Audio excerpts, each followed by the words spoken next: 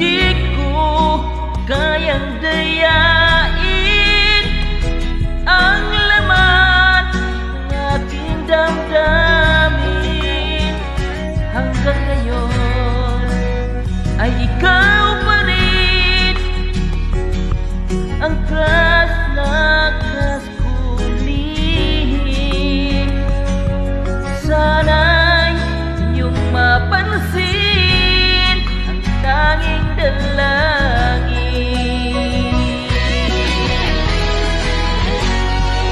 Bakit ang mga text mo ay laging binabasa ko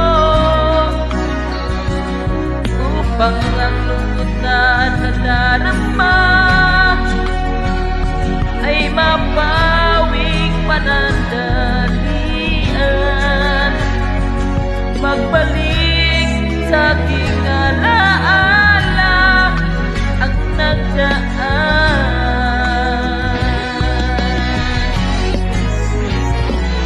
Susi ng